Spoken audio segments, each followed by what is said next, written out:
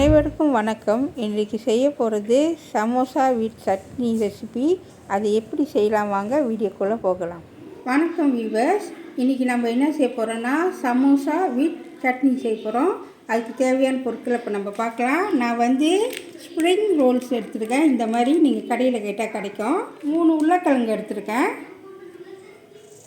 Viewers, நான் இன்றைக்கி தோல் நல்லா சீவிட்டேன் உருளைக்கிழங்க. இப்போ நம்ம கொதிக்கிற தண்ணியில் இந்த உருளைக்கிழங்க போட போகிறோம். ஓகேவா, இப்போ போட்டாச்சு. அது கூட கொஞ்சமாக உப்பு சேர்த்துக்குவோம். சேர்த்துட்டு நல்லா வேக விடுங்க. ஓகேவா, இப்போ பாருங்கள், கிழங்கு நல்லா வெந்துருச்சு. ரெண்டாக அப்படி உடச்சுமா பாருங்கள், நல்லா வெந்துருச்சு. இப்போ நம்ம அடுப்பை வச்சுருவோம். ஓகேவா, இப்போ பாருங்கள், உருளைக்கிழங்கு நல்லா மசுக்கி வச்சுருக்கேன். இப்போ வாங்க எப்படி செய்யலான்னு காமிக்கிறேன். ஓகேவா, இப்போ உருளைக்கிழங்கு பேட்ட போகிறோம். அதுக்கு தேவையான பொருட்களை இப்போ நம்ம பார்க்கலாம். நான் ஒரு வெங்காயம் எடுத்துருக்கேன், சின்னதாக கட் பண்ணியிருக்கேன். கருவேப்பிலை, கொஞ்சமாக பச்சை மிளகா, 1/4 டீஸ்பூன் கரம் மசாலா, 1/4 டீஸ்பூன் மஞ்சள்தூள், 1 டீஸ்பூன் மிளகாத்தூள், அதுக்கப்புறம் பட்டை மிளகாத்தூள் 1 டீஸ்பூன், தேவையான அளவு உப்பு. ஓகேவா, எண்ணெய் ஊற்றிட்டேன். அதுக்கு தேவையான பொருட்களை கடுத்தளிப்பு 1 டீஸ்பூனு, அது கூட 1 டீஸ்பூன் சோம்பு, 1 டீஸ்பூன் சீரகம் சேர்த்து நல்லா கொஞ்ச நேரம் வேக விடுங்க. ஓகேவா, வெங்காயம், பச்சை மிளகா, கருவேப்பிலை அதெல்லாம் சேர்த்து நல்லா வேக விடுவோம். நல்லா மிக்ஸ் பண்ணிடுவோம். அதுக்கப்புறம் கருவேப்பிலை சேர்த்துக்குங்க. சேர்த்து நல்லா மிக்ஸ் பண்ணுங்கள். ஓகேவா, இப்போ பாருங்கள், வெங்காயம் நல்லா வதங்கிடுச்சு. இப்போ நம்ம என்ன செய்ய போகிறோம்னு சொன்னாக்கா, அரைச்சி வச்ச உருளைக்கிழங்கு இதில் நம்ம சேர்த்துக்க போகிறோம். இது கூட கொஞ்சமாக தண்ணி சேர்த்துக்குவோம்.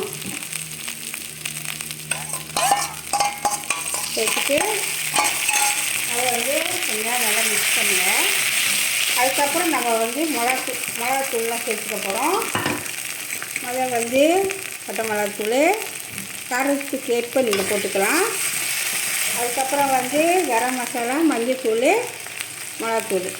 நான் மிளகாத்தூள் மில்லுத்தூள் காய்க்கிறேன். உங்களுக்கு வீட்டில் மிளகாத்தூள் இருந்தால் கூட நீங்கள் போட்டுக்கலாம். நல்லா மிக்ஸ் பண்ணுங்கள். ஓகேவா, அது கூட தேவையான அளவு உப்பு சேர்த்துக்குங்க. சேர்த்துட்டு நல்லா மிக்ஸ் பண்ணுங்கள். இது கூட நம்ம தண்ணி சேர்த்துக்க போகிறோம். ஓகேவா, தண்ணி சேர்த்தாச்சு. சேர்த்து நல்லா மிக்ஸ் பண்ணுங்கள்.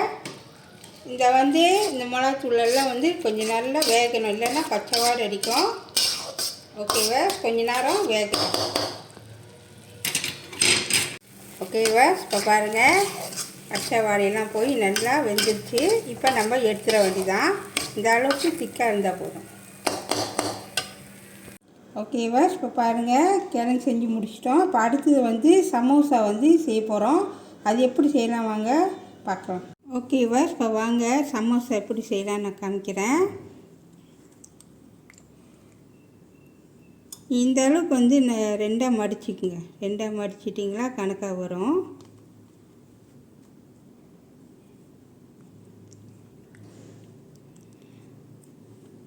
அது கொஞ்சம் அப்படியே கொஞ்சம் முக்கோணமாக அப்படியே மடிச்சிக்குங்க. அழகா இந்தமாரி முக்கோணமாக மடிச்சிங்க கணக்காக வரும். அதில் கொஞ்சோண்டு கோதுமை மாவு கலந்த தண்ணியை நல்லா லேசாக பூசிக்குங்க. பூசிட்டு அது கூட அப்படியே ஒட்டிக்கும். ஓகேவா, இப்போ ரெடி ஆகிடுச்சு பாருங்கள். இப்போ நம்ம என்ன செய்ய போகிறோன்னா, அது கூட ஃபில்லிங்கு போட போகிறோம். ஓகேவா, இப்போ பாருங்கள், ஓட்டை வந்துச்சுங்க. அதுக்குள்ளே நம்ம ஃபீலிங்கை போட போகிறோம். உங்களுக்கு எவ்வளோ வேணுமோ அது தகுந்தப்பில் போட்டுங்க. ஆனால் நிறைய போட்டுறாதீங்க, செய்ய முடியாது.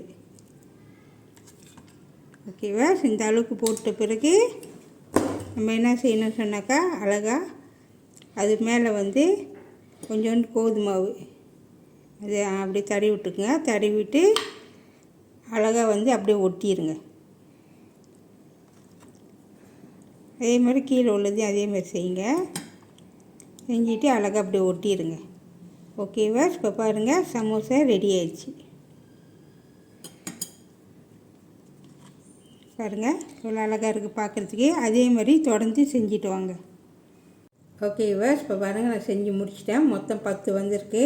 இப்போ வாங்க பொரிக்கலாம். ஓகேவா, இப்போ பாருங்கள் நான் எண்ணெய் ஊற்றிட்டேன். எண்ணெய் நல்லா சூடாகட்டும். ஓகேவா, எண்ணெய் சூடு ஏறிச்சு. போடுவோம்.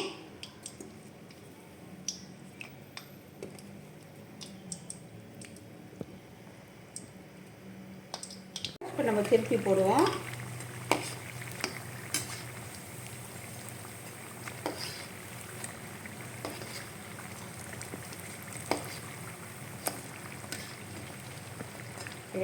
ரொம்ப நேரம் வேக வைக்க வேணாம். கோல்டன் கிறிஸ்பியாக வர வரைக்கும் தான் வேக வைக்கணும்.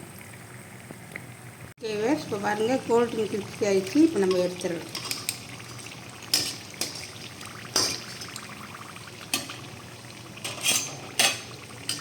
ஓகேவா, இப்போ பாருங்கள் நல்லா கோல்டன் கிறிஸ்பி ஆகிடுச்சு. நல்லா எண்ணெய் வந்து நல்லா வடிகட்டி எடுக்க வேண்டியது. ஓகேவா, நான் வந்து கொத்தமல்லி சட்னி செய்ய போகிறேன். நான் வந்து 2 கைப்பிடி அளவு கொத்தமல்லி எடுத்திருக்கேன். இது கூட வந்து கொஞ்சமாக புதினா எடுத்திருக்கேன். ஓகேவா, இப்போ கொத்தமல்லி சட்னிக்கு தேவையான இன்க்ரீடியன்ட் பார்க்கலாம். கொஞ்சமாக இஞ்சி எடுத்திருக்கேன், 2 பல் பூண்டு, அரை பச்சை மிளகாய் எடுத்திருக்கேன் உரப்புக்கு. அப்படி உங்களுக்கு உரப்பு வேணும்னு சொன்னாக்கா மேற்கொண்டு நீங்கள் பச்சை மிளகாய் போட்டுக்கலாம். அரை தக்காளி பழம் சின்ன சின்னதாக கட் பண்ணி வச்சுருக்கேன். 1 டீஸ்பூன் வந்து எண்ணெய் சேர்த்துருக்கேன். எண்ணெய் சூடானதும் சீரகம் போட்டுக்குங்க. ஒரு அரை டீஸ்பூன் போட்டுக்குங்க. அது கூட வந்து இஞ்சி, பூண்டு, பச்சை மிளகாய் சேர்த்துக்குங்க. சேர்த்து நல்லா எண்ணெயில் வதக்குங்க. வதங்குற சமயம் நம்ம தக்காளி பழம் சேர்த்துக்கலாம். சேர்த்து நல்லா வதக்குங்க. இது கூட வந்து கொஞ்சமாக உப்பு சேர்த்துக்கலாம். இது கூட வந்து கொஞ்சமாக உப்பு சேர்த்துக்குங்க. அப்போ தான் நல்லா வதங்கும். ஓகேவா, நல்லா வதங்கிடுச்சு. இப்போ நம்ம வந்து கழுவி வச்ச கொத்தமல்லியை சேர்த்துக்குவோம். சேர்த்து அது கூட வந்து புதினாவையும் சேர்த்துக்கலாம். புதினா எதுக்கு சேர்த்தேன்னா வண்ணம் வாசமாக இருக்கும். அதுக்கு தான் நான் சேர்த்துக்கிறேன். நல்லா வதக்குங்க. ஓகேவா, இது கூட வந்து நான் கொஞ்சமாக உப்பு சேர்த்துக்கிறேன். சேர்த்துட்டு நல்லா வதக்குங்க. ஒரு சிலவங்க வந்து அப்படியே வந்து கொத்தமல்லி சட்னியை அப்படியே வந்து அரைச்சி பச்சையாகவே சாப்பிடுவாங்க. ஆனால் நான் வந்து நல்லா வதக்கிட்டு அரைச்சிக்குவேன். ஓகேவா, ஸோ நல்லா வதங்கிடுச்சு. இப்போ நம்ம எடுத்துடலாம். ஓகேவா, இப்போ நம்ம வந்து கொத்தமல்லி சட்னி வந்து வதக்கணும்ல. இப்போ நல்லா சூடு ஆறிடுச்சு. இப்போ பிளேண்டரில் போட்டு நம்ம அரைக்க போகிறோம். இது கூட வந்து நம்ம கொஞ்சமாக தண்ணி சேர்த்துக்கலாம். உங்களுக்கு விருப்பம்னா புளி கூட நீங்கள் சேர்த்துக்கலாம். இந்த அளவுக்கு தண்ணி சேர்த்துட்டு இப்போ நம்ம அரைக்க போகிறோம். ஓகேவா, இப்போ பாருங்கள் நல்லா அரைச்சாச்சு. மைய அரைச்சிட்டேன்.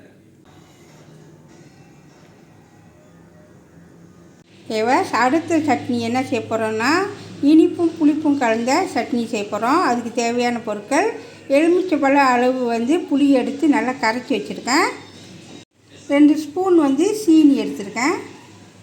அரை டீஸ்பூன் வந்து மிளகாத்தூள், தேவையான அளவு உப்பு.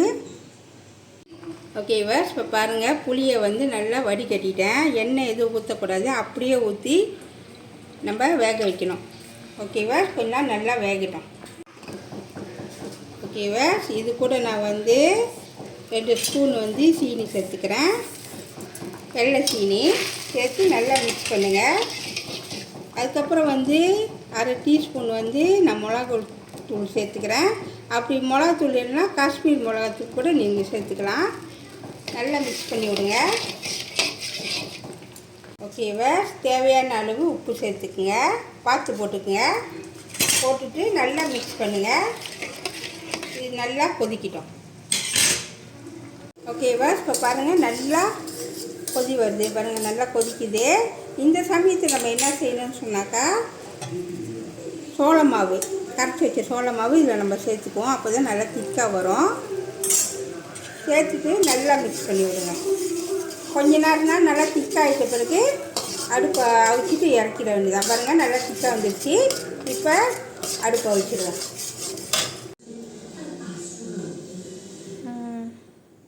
ஓகேவா, இப்போ பாருங்கள் புதினா சட்னி ரெடி ஆயிடுச்சு. நல்லா திக்காக இருக்குது. அதுக்கப்புறம் வந்து புளிப்பு இனிப்பு சட்னி ரெடி ஆயிடுச்சு. நீங்களும் வந்து வீட்டில் ட்ரை பண்ணி பாருங்கள் எப்படி இருக்குன்னு.